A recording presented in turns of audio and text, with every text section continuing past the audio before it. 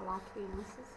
Estamos na nossa terceira aula de Geografia, capítulo Os primeiros habitantes locais, capítulo 1, Decomposição e diversidade da sociedade. Nós vamos iniciar também o capítulo 2, certo? Que fala sobre sociedade e meio ambiente. São as mudanças que aconteceram conforme os nossos estudos na evolução da tecnologia, tá certo? Aqui na abertura do capítulo nós temos uma imagem que representa tudo que nós falamos agora, né? A diversidade da sociedade. Nós temos aqui os africanos que colaboraram muito para as mudanças, né? Que trouxeram muito da cultura dele para juntar, somar com a nossa, né? E tá aí a diferença e a contribuição dele para a nossa cultura, na dança, né, na parte musical, na parte da culinária também eles contribuíram. Então vamos dar continuidade aos nossos estudos. Na página 178, vocês poderão acompanhar no livro de vocês, nós estamos falando sobre as comunidades, certo? Aí na abertura nós falamos sobre a comunidade africana, né? Foi que eles vieram para o Brasil com o objetivo dele, eles vieram em navios negreiros, como vocês já estudaram, né? Eles vieram para trabalhar, então contribuíram com o seu trabalho para o desenvolvimento econômico do Brasil, né? Com a sua força, com o seu trabalho. Então, o que vem a ser comunidade? Será que uma única pessoa forma uma comunidade? Não, né, pessoal? Nós entendemos que comunidade é o grupo de pessoas que tem o mesmo objetivo, que existem vários tipos de comunidade. Nós falamos da comunidade escolar, onde vocês conheceram um pouquinho dos funcionários da escola, né? Que tem como objetivo contribuir para o bem-estar de vocês, alunos, certo? Então, as comunidades fazem vários usos e dão diferentes funções a determinados espaços. Falamos da comunidade escolar, da comunidade da igreja, da comunidade do seu bairro, da sua rua, de onde você pratica o seu esporte, quer seja em um clube, quer seja em uma quadra esportiva, onde você tem um grupo de amigos, né? Então, dessa forma, as paisagens são formadas no decorrer do tempo. Então, até no espaço onde nós estamos falando dessas comunidades, tanto na comunidade escolar, como na comunidade da igreja, do bairro, será que elas sempre foram do jeito que vocês conhecem hoje? Não, né, gente? Elas passaram por várias transformações. E as pessoas que usaram, que participaram dessa comunidade, eles tiveram o objetivo comum de fazer melhorias nela. Então, certamente a comunidade que você frequenta, ela passou por várias mudanças no decorrer do tempo. Então, voltando ao exemplo da sua comunidade escolar, ela só foi possível no momento em que a escola foi planejada e construída. Quem foi que planejou essa escola e começou a construir? Quem foi que planejou a escola foi a nossa diretora, Dona Nécia Feitosa, junto com seu marido, Antônio de Pádua, construíram, né, a escola, tornaram o projeto realidade. Então, as pessoas responsáveis pela construção da sua escola certamente foram muito importantes para que a sua comunidade escolar existisse. E até hoje, eles contribuem para que elas permaneçam, né, no nosso bairro, né, fazendo melhorias e tornando possível a presença de vocês, alunos, na escola, certo? Então, todos nós participamos de diversas comunidades, com objetivos, pessoas e lugares diferentes. Foi o que eu falei anteriormente sobre as comunidades escolares, comunidade do bairro, comunidade do seu lazer, que é uma quadra de esporte, quer seja no clube, né? Sua comunidade religiosa, entre outras comunidades que você possa, porventura, participar, certo? Então, as diversas comunidades que você frequenta tiveram começo ao longo do tempo e foram frequentadas por diferentes pessoas que deixaram suas marcas, né? Fazendo com que elas crescessem, né? Contribuíram para as melhorias dela. E você está contribuindo para deixar a sua marca na sua comunidade?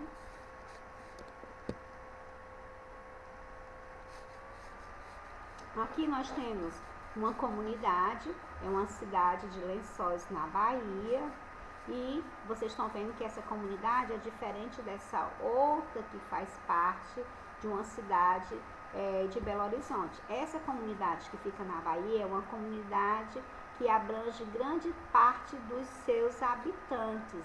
É uma comunidade aparentemente mais calma, né? Tá mais para rural, aparentemente, mas é uma cidade que fica na Bahia. Essa daqui é uma comunidade maior, vocês podem observar pelas construções dos prédios, né? Ao contrário da primeira imagem, certo? Então, existem diferentes tipos de comunidade. Existe até, aqui são duas cidades, mas visivelmente diferentes. Mas existe também as comunidades que são mais diferentes ainda, que são chamadas comunidades rurais, né? Pessoal do campo, que também contribuem para o desenvolvimento do nosso país. Então, você já pensou que existem muitas comunidades e que elas apresentam diferença entre si? Aqui são duas comunidades, como eu falei, de cidades, né? Elas não são rurais, elas são cidades, mas que elas são aparentemente, visivelmente diferentes. Não são aparentemente, elas são visivelmente muito diferentes, certo? Uma fica na Bahia e outra fica em Belo Horizonte. Essa daqui, a da Bahia, ela abrange praticamente toda os habitantes da cidade, né? E a de Belo Horizonte é uma cidade grande, com várias comunidades que são formadas, porque tem vários bairros, né, que formam essa comunidade, certo? Então, no campo, por exemplo, suas comunidades apresentam características particulares. Existe comunidade no campo que é uma única só, né? Cidade com poucos habitantes, né? Então, uma vez que as moradias estão distribuídas por áreas maiores e o ritmo de trabalho é dado pelas condições naturais. Já nas cidades, as pessoas vivem mais próximas, né? Umas das outras. E as comunidades são formadas por grupos de pessoas que podem ser muitas ou poucas pessoas, dependendo do tamanho da cidade, como vocês puderam ver nas duas gravuras. Uma cidade da Bahia, outra de Belo Horizonte, certo? Em cidades grandes, as comunidades são formadas pelas pessoas que vivem no mesmo bairro. No caso da cidade de Belo Horizonte, né? As comunidades são formadas pelas pessoas que vivem no mesmo bairro. Já nas cidades pequenas, como a da Bahia, pode abranger todos os seus habitantes. Né? Vamos falar um pouquinho das comunidades indígenas. Na realidade, nós já falamos sobre as comunidades indígenas, nós vamos só reforçar. E lembrando que nós faremos na última semana de agosto avaliações parciais, certo? Nós temos aqui exemplos, né, da cultura indígena, do povo indígena, do povo que participam da comunidade indígena, que são os índios. Então, são diversos povos que contribuem para a formação das diferentes comunidades existentes em nosso extenso país. Vamos conhecer agora alguns desses povos e um pouco da história deles. Então, aqui nós vamos falar um pouquinho dos indígenas, né? Eles foram os primeiros habitantes, né? Foram as primeiras pessoas que moraram aqui no nosso país. Tanto é que quando os portugueses chegaram, as primeiras pessoas que eles encontraram foram quem? Foram os índios. E como que eles estavam vestidos? Será que eles estavam vestidos igualmente os portugueses, que vieram todo de boina, de bota, de calça, com seus enfeites, né, com seus relógios? Não, né, gente? Eles estavam nus, né? E o que eles usavam como vestimenta era o que eles tiravam da natureza, e usavam também os seus enfeites, né? Também tirado de elementos da natureza, como nós também já estudamos, certo? Então, os indígenas foram os primeiros povos a habitar o Brasil. Formavam grandes comunidades, cada qual com características próprias, seja na maneira de construir suas moradias, nos seus rituais religiosos e mesmo na maneira de obter alimentos e outros recursos naturais. Mesmo sendo de comunidade indígena, cada tribo, né, cada comunidade indígena tinha suas características próprias, né? Não necessariamente eles tinham os mesmos costumes, não. Eles tinham características que se destacavam uma das outras, né? Quer seja na sua formação das suas moradias, como vocês viram aí, a sua maneira de vestir, de se enfeitar, de caçar os seus alimentos. Então, eles tinham suas características, porque, como vocês viram também aí, não existia eram várias formações, né, de comunidades indígenas. Então, esse povo ocupava grande parte do território e viviam em relação direta com a natureza. Por quê? Porque tudo que eles tinham para sobreviver, eles retiravam da própria natureza, né? Os recursos obtidos da natureza desenvolveram diversas atividades produtivas, como a cestaria. Então, eles pegavam os objetos tirados da natureza e começaram a produzir peças como cestos, né? Usando o material da natureza. Também a cerâmica, a agricultura, entre outros. Aqui vocês têm um exemplo deles confeccionando o objeto usando o material que eles tiravam da natureza, né? Seria a parte dos cestos. Então, o que vem a ser as cestarias? São atividades relativas à atividade de fazer cestos, né? Então, atualmente, muitos grupos indígenas vivem em áreas demarcadas em regiões florestais, formando comunidades. Porém, muitos deles vivem no campo e nas cidades, onde contribuem para a formação de outras comunidades locais com sua cultura e sua maneira de viver. Então, tudo que os índios sabem, eles vão repassando para as comunidades que eles formam, né? O que eles aprenderam com a sua experiência de aproveitar os elementos da natureza para viver, eles também vão repassando para as comunidades que eles formam. Atualmente no Brasil nós temos bem menos comunidades que na época do descobrimento do Brasil. Infelizmente as pessoas não respeitam espaços indígenas, né? Mas esse conteúdo não iremos abordar nessa série no momento, tá bom? Então aqui, vamos falar um pouquinho da importância e da contribuição da comunidade portuguesa, né, para o Brasil, que eles também contribuíram.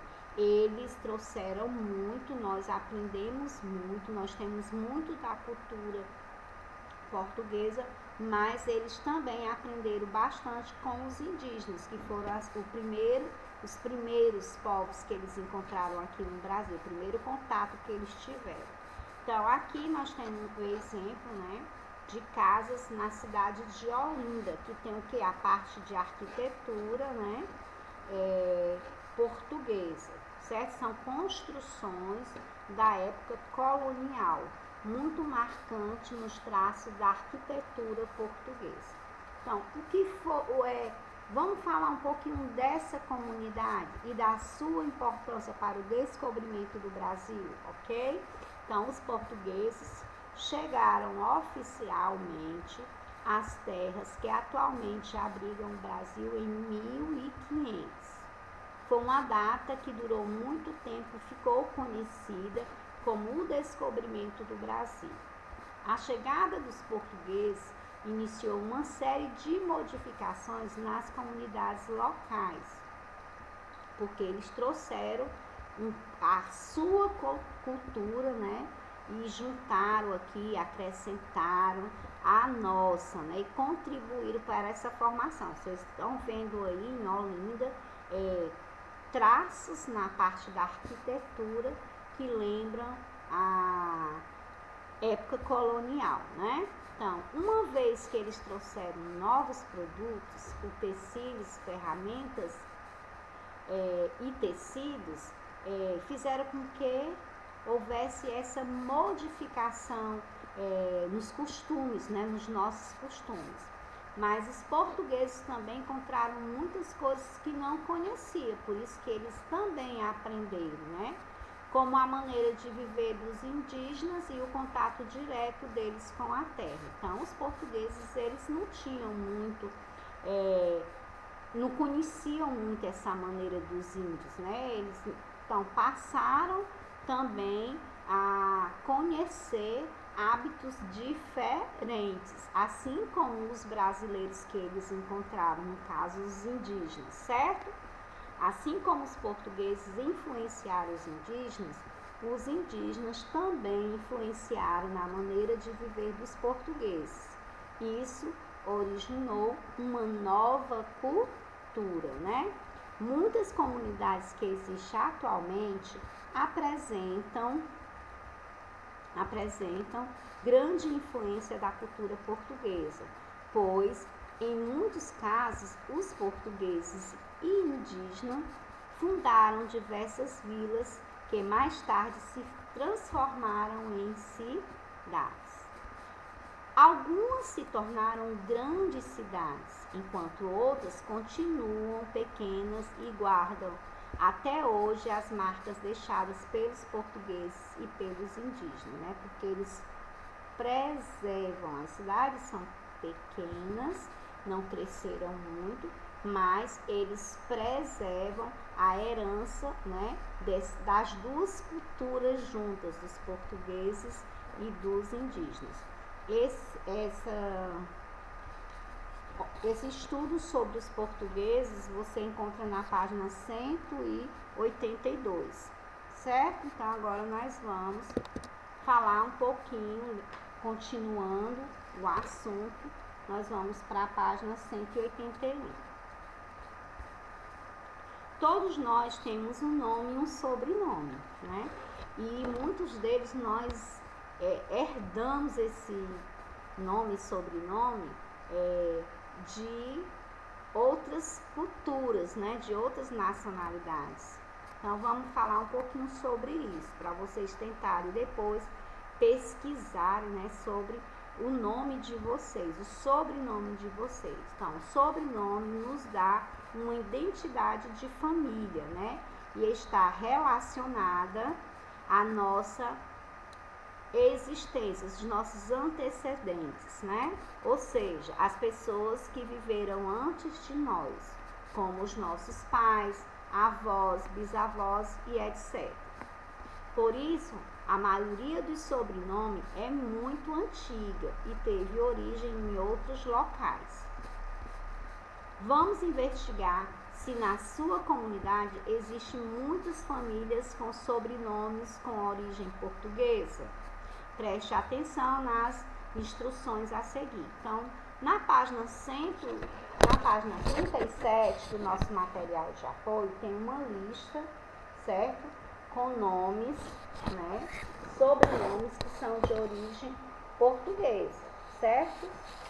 Aí você vai pesquisar bem direitinho, seguindo essas orientações aqui do Mão na Lupa e tentar realizar essa atividade. Isso aí é da página 37 do nosso material de apoio.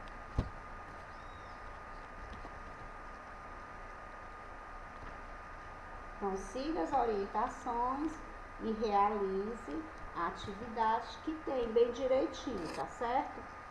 Olha só, nessa página aqui do material de apoio, vocês vão encontrar. Quando vocês forem fazer essa atividade da Mão na Lupa, recorte essa página aqui e cole lá no seu caderninho de desenho, tá certo? Porque se você deixar ali no caderno, na hora do estudo, vai ser mais difícil para você encontrar. Então, coloquem essa atividade no material de apoio da página 37 no caderninho de desenho.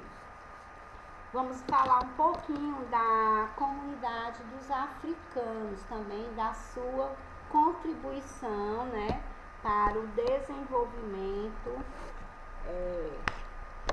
da nossa cultura também, certo? Então, os africanos trouxeram muitos conhecimentos que foram incorporados, né, que foram acrescentados pelos portugueses e pelos indígenas, da forma que assimilaram informações das culturas daqui.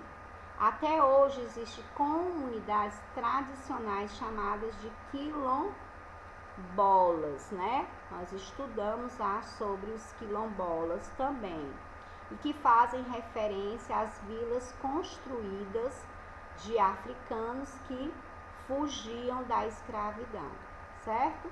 Então, aqui nós temos um mapa, né, que vocês estão vendo aí, que representa essa comunidade. Ainda na página 184, vamos falar sobre o Quilombo dos Palmares, certo? E do seu representante, do seu símbolo maior, certo? Então, o Quilombo dos Palmares se formou em uma área onde atualmente fica a divisa entre Alagoas e Pernambuco. No começo era composto exclusivamente de africanos fugidos do trabalho escravo das fazendas da cana-de-açúcar. Porque vocês sabem que eles saíram do seu país de origem, né, da África, vieram em navios negreiros, sofrendo, apanhando, jogados em porões para trabalhar nas fazendas de cana-de-açúcar, porque os índios não quiseram muito fazer o trabalho que os portugueses queriam que eles fizessem, não, certo? Os índios eram acostumados a viver livres e não aceitaram muito o que os portugueses queriam que eles fizessem, não.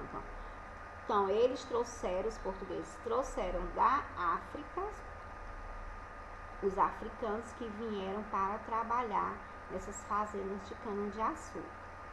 Mas, nos 100 anos de existência no lugar, índios e brancos marginalizados também se juntaram à população negra, né? Então, Palmares era um povoado grande para os patrões da época. Palmares era um povoado grande para os padrões da época, certo? Abrigava em torno de 20.000 habitantes e incluía 9 aldeias, certo? Então, o Quilombo dos Palmares foi uma grande comunidade formada por pessoas que buscavam liberdade e que encontravam na união a maneira de resistir. Vocês viram a importância da união, né? Com união se resiste, com união se constrói, né? Mesmo eles sendo negros e brancos e índios escravizados, pobres, sofridos, eles conseguiram, né, construir uma comunidade que abrigava em torno de 20.000 habitantes naquela época. Já era considerada uma população, né, grande. E os outros povos que chegaram aqui no Brasil, que contribuição eles tiveram? Então, houve também imigrantes que trouxeram sua colaboração, né, para o desenvolvimento local, para o desenvolvimento do nosso país. Não. Durante os primeiros anos da colonização, o Brasil se formou da mistura de indígenas, portugueses e africanos, que foram as primeiras contribuições, né, na formação do Brasil. Porém, com o passar do tempo, outros povos vieram em busca de um lugar para viver e construir um lar para as suas famílias. Esse movimento de pessoas de um lugar para o outro é conhecido como migração. Tá? Dependendo do estado, se eu moro no Ceará e vou para São Paulo, se eu moro aqui no Brasil e vou para outro país, então nós chamamos de migração. Então, essa migração teve grande influência também na formação do povo brasileiro em diferentes regiões do nosso país. Aí nós vamos falar mais um pouquinho sobre a cultura, sobre a alimentação, né, sobre os alimentos, sobre as danças, sobre as músicas, entre outras coisas mais, tá certo? Então, o imigrante no Brasil. Logo após o período colonial, novos grupos da Europa, né, europeus, imigrantes europeus, vieram para o Brasil, principalmente para os estados do Paraná, Santa Catarina, Rio Grande do Sul e São Paulo. Era um momento em que muitos países da Europa enfrentavam sérias dificuldades em suas economias e não existia trabalho e renda para todas as pessoas. Então, eles fugindo dessa dificuldade nos seus países de origem, eles vieram para o Brasil à procura de uma vida melhor. Até hoje existe esse tipo de migração. Muitas vezes agora os brasileiros saem do seu país de origem e vão tentar uma vida melhor na Europa, certo? Então, por isso, milhares de portugueses, alemão, italiano, espanhóis, libaneses, japoneses, poloneses, ucranianos, chineses, turcos vieram de seus países de origem para o Brasil, onde passaram a realizar diversas atividades produtivas como agricultura, pecuária e produção industrial. Acompanhe na página 187 um pouquinho mais sobre a contribuição desses diferentes povos no nosso país, tá certo? Então vamos lá. Como percebemos, vocês olhem no gráfico aí da página 186, certo? A entrada de imigrantes no Brasil de 1884 a 1954. O Brasil recebeu um grande número de imigrantes que, atraído pelo trabalho nas lavouras de café, construíram diversas comunidades em nosso país. Como podemos perceber, a população de um lugar como o Brasil é resultado da união de diversos povos de diferentes países do planeta. Esses povos nos trouxeram muito das diferentes culturas e de maneiras de viver deles. Podemos observar isso nos aspectos como culinária, vestimentos, hábito religioso e até mesmo nas construções. Aqui nós temos a parte de construção, né, que vocês estão vendo aqui, que são heranças também, né, heranças que na arquitetura que eles trouxeram também. E muitas vezes em Santa Catarina, quando você olha a parte da arquitetura, você chega até a pensar que está em outro país. Que na parte da lavoura também, vocês estão vendo aí a contribuição dos japoneses. Essa casa aqui, ela é uma contribuição, né, que caracteriza arquitetura italiana e aqui a arquitetura da Alemanha, né, do pessoal da Alemanha, dos alemães, certo? Migração interna, o que vem a ser a migração interna? As primeiras vilas e cidades no Brasil surgiram no litoral brasileiro, pois colonizadores e depois os imigrantes chegaram pelo mar. As imigrações internas foram decisivas para que a cultura do povo brasileiro se misturasse e espalhasse por todo o nosso país. Essa migração sempre estiveram relacionadas à busca de melhores condições de trabalho, né? Por isso, fluxos migratórios seguiam de locais com menos condições de trabalho e renda para aqueles que apresentaram melhores oportunidades. Ao longo do tempo, os lugares que apresentavam boas condições econômicas e de trabalho foram influenciados pelas mudanças que aconteceram devido aos fluxos migratórios, certo? Então, aqui no nosso próprio país, quando não tinha chuva, né, que os nordestinos não tinham trabalho, eles iam em busca de locais onde possibilitavam eles trabalhar, e muitos deles iam para o sul, né? Muitos nordestinos saíam do seu local de origem para trabalhar em São Paulo, Rio, nessas cidades maiores, nesses estados maiores e que ofereciam melhores condições para o trabalho, certo? Agora iremos iniciar o capítulo 2, essa parte que nós falamos aqui foi mais uma revisão para a prova, nós vamos falar sobre a sociedade e o meio ambiente, as transformações ao longo do tempo. Nós estamos trabalhando na unidade onde fala sobre os primeiros habitantes locais, certo? Aqui nós temos na página 192 e 193 duas características diferentes da cozinha, né? Nós temos uma cozinha do passado, né? Com elementos, utensílios do passado, e nós temos uma cozinha mais moderna, com o uso da tecnologia. Aqui vocês podem perceber que tem um ferro de passar, alguns objetos eu não consigo identificar. Aqui o fogão era a lenha, né? A cadeira de madeira, e aqui nós temos mais uma cozinha toda montadinha, né?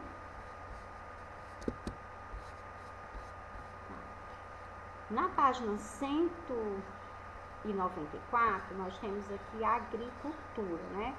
Aqui vocês podem perceber que esse trabalho dessa agricultura aqui é um trabalho mais manual, e aqui já tem o avanço da tecnologia, né? Uma agricultura usando máquinas, né? Então, um dos fatos que influenciou nas tradições culturais do povo brasileiro foi o intenso processo de implantação de indústrias que ocorreram em nosso país. Também fez com que o nosso país crescesse, né? Então, aquele momento, a maioria das pessoas que viviam no campo conseguiam seu sustento por meio das atividades agrícolas, alguns empregados em grande fazenda, outros em propriedades familiares, pequenas fazendas onde a família trabalhava na produção agrícola com o objetivo de produzir alimentos para si. Então, eles trabalhavam, quer seja para produzir alimentos para si manter, né? Mas agora com a produção, com o maquinário, eles trabalham e produzem grande quantidade, certo? Na página 15, você tem aí um gráfico, certo? Da população rural e da população urbana, dos anos, o primeiro de 1960 e o segundo de 2010. Vocês estão vendo aí a diferença, né? que a população rural no passado era de 55%, atualmente ela é quanto por cento? Ela é 16%. A maioria da população se encontra onde? Na cidade, né? Como a maioria das pessoas viviam no campo, as cidades eram pequenas, se comparado às populações das grandes cidades brasileiras de atualidade. O Brasil do passado era muito diferente do país que vivemos hoje. Por isso, o hábito, costume, até mesmo a maneira como as pessoas do campo ou da cidade se relacionavam com o ambiente em que viviam também era bastante diferente. Por quê? Porque eles não lidavam com o maquinário, agora eles já lidam com o maquinário. Antes o trabalho era manual, hoje a produção é mais com máquina, né? A produção é maior. Comparando os gráficos, é possível observar que ao longo dos últimos anos ocorreu uma mudança na construção da população brasileira entre o campo e a cidade, e foi motivado pela chegada de grande número de indústrias ao nosso país. Essa chegada das indústrias, elas fizeram o que? Eles proporcionaram, nos proporcionaram mudanças, né? Contribuíram para a melhoria, né? Então, agora nós vamos responder juntinho as atividades da página 185. Vocês vão responder aí. Caça-palavra. Quais foram os primeiros povos a habitar o território, né, no Brasil? Foram os indígenas. Segundo, uma das atividades desenvolvidas pelos primeiros habitantes que foram indígenas foi a cerâmica, né, que eles trabalhavam com cerâmica. Grupo indígena que ocupava o Brasil antes da chegada dos portugueses foi o Tupi-Guarani, certo? Que vocês encontraram no texto de estudo. Quarta, conjunto de pessoas que se organizam sobre o mesmo conjunto de normas, né, com os mesmos objetivos, são as comunidades. Origem de povo que foram forçados a vir no Brasil a trabalhar foram quem? Os africanos, né, que nós chamávamos de escravos, Então, nome dado à vila formada pelos africanos fugitivos da escravidão foram os quilombos. Estão lembrados, né, gente?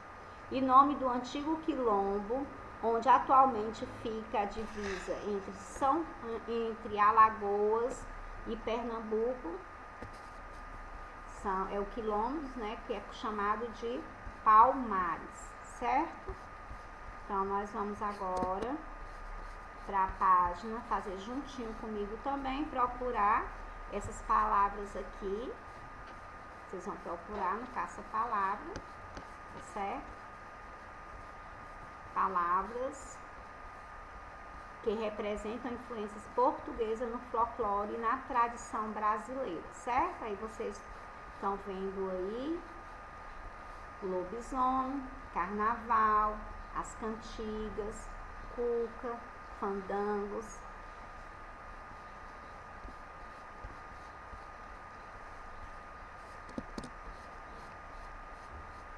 Complete usando as palavras quilombo, abolidas, vilas, cana-de-açúcar e forçados.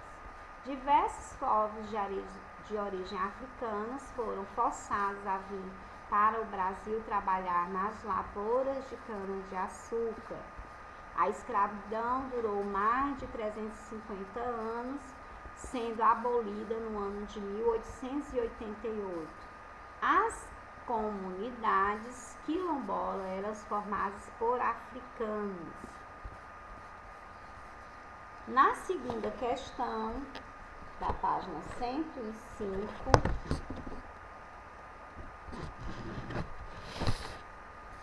segunda questão é essa mesma aqui, tá? Vocês vão destacar, né? Então, no quadro a seguir apresenta uma série de elementos da cultura brasileira com elemento e arte. vocês vão pintar aqueles que foram influenciados pelo povo africano. Então, olha só, as palavras vatapá, azeite, acarajé, samba, berimbau, agogô, capoeira e candomblé. Na terceira questão, vocês vão fazer uma pesquisa na internet, tá? Então, essa terceira questão é uma questão pessoal.